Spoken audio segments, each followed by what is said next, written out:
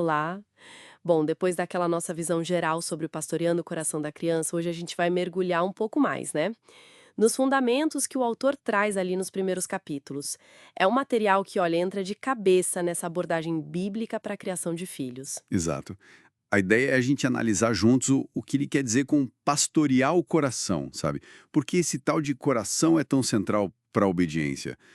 Como ele define a autoridade dos pais e, claro, quais seriam os objetivos dessa jornada toda. Tudo com uma base teológica bem clara. Confusão cultural sobre como criar os filhos hoje em dia. Parece que o jeito antigo não funciona mais, mas o novo também não está muito claro. Isso.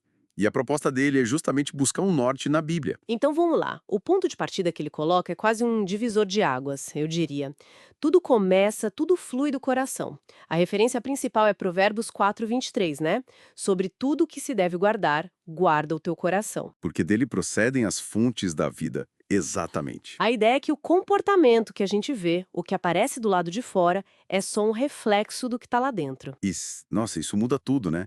Porque muitas vezes a gente, como pai, como mãe, foca só em gerenciar o comportamento. A briga, a desobediência, a teimosia, Sim, o externo. isso. E o livro argumenta que isso é tipo tratar o sintoma e não a causa real. Ele usa aquele exemplo da briga dos irmãos pelo brinquedo. A questão ali não é só quem pegou primeiro. Ah, sim. O problema de fundo seria o egoísmo, talvez a cobiça, que está brotando no coração das duas crianças. Entende? O alvo da correção da disciplina, então, deveria ser essa atitude interna. Faz todo sentido. E ele até alerta, né, sobre o perigo de buscar só aquela mudança por fora, comparando com os fariseus lá em Mateus, que limpavam o copo por fora, Uhum, mas por dentro estava sujo. exato. Então, pastorear o coração seria isso, ir além do comportamento visível, ir direto na fonte das atitudes, dos desejos, Ok, mas aí a pergunta é, se o foco está no coração, como é que a gente intervém de um jeito que funcione? E isso leva direto para a questão da autoridade dos pais. que é um tema delicado hoje, né? A cultura atual parece meio desconfortável com a ideia de autoridade. Muito. Mas a perspectiva do livro é que os pais têm sim autoridade. Mas não porque são maiores ou mais espertos. É uma autoridade que vem como uma delegação de Deus.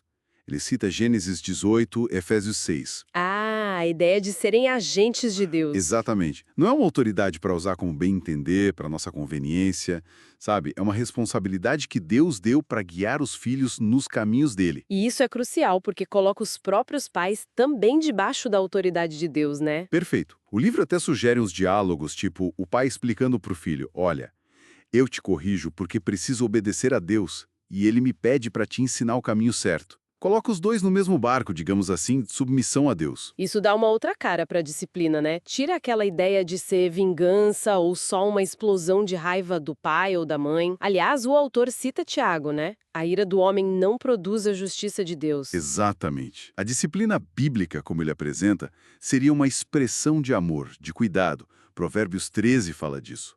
O objetivo é corrigir, restaurar a criança para o caminho certo. Não só punir por punir. Não. É ensinar a criança a receber a correção, porque esse é o jeito de Deus para a gente ganhar sabedoria, como diz lá em Provérbios 15. É uma autoridade que serve, que busca o bem do outro, como a de Cristo. Entendi. Então tá. Se a autoridade vem de Deus, o foco é o coração.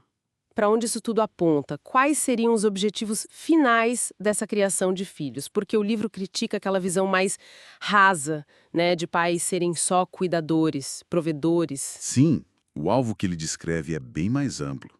É guiar os filhos para que eles entendam a si mesmos, mas à luz da história bíblica. Entender o que é pecado, a necessidade da graça, do evangelho. É ajudá-los a internalizar a fé. Isso. Aguardar o caminho do Senhor, como diz lá em Gênesis 18. E para isso acontecer, precisa de relacionamento próximo, sabe? Conhecer as inclinações do filho, ter objetivos claros como pais. Algo que, segundo o autor, muitos pais nem param para pensar ou conversar sobre. E como fica o contexto da criança nisso tudo? Aquelas influências formativas que o livro menciona, tipo a família, os valores, a história de vida. Assim, capítulo 2, né? Ele reconhece que isso tudo tem impacto, claro, molda a criança. Mas, atenção, ele alerta para não cair num determinismo, tipo, ele é assim por causa do que viveu. A criança não é só passiva, então. Não. A forma como ela reage a essas influências, como ela processa tudo isso, depende do que o livro chama de orientação em direção a Deus. Isso está no capítulo 3. Ou seja, o coração dela está buscando a Deus ou está se voltando para outros ídolos? Ídolos tipo... Medo, orgulho, necessidade de aprovação, busca por conforto, coisas que sutilmente podem tomar o lugar de Deus no coração, sabe? Ele usa o exemplo de José do Egito.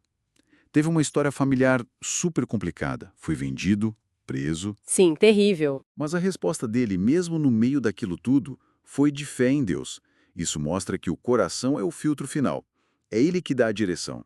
Entendido. Então, para a gente amarrar esses primeiros capítulos, a proposta é uma criação de filhos bem centrada no coração, onde os pais atuam como esses agentes de Deus, usando a autoridade que receberam, com amor, com correção bíblica. Buscando uma transformação que vem de dentro, uma mudança real, e não só um comportamento que pareça bom por fora. É uma mudança de foco bem grande, né? Sair do apagar incêndios do comportamento para realmente pastorear o coração. Entender a paternidade como essa missão espiritual mesmo. Exatamente. É um chamado para ser um representante de Deus ali na vida da criança. E fica então talvez uma provocação para nossa reflexão.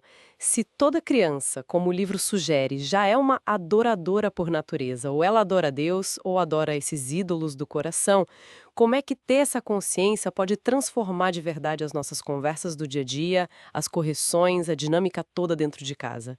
É algo para a gente pensar, né? Com certeza. Muda a perspectiva. Bom, por hoje é isso. Até a próxima.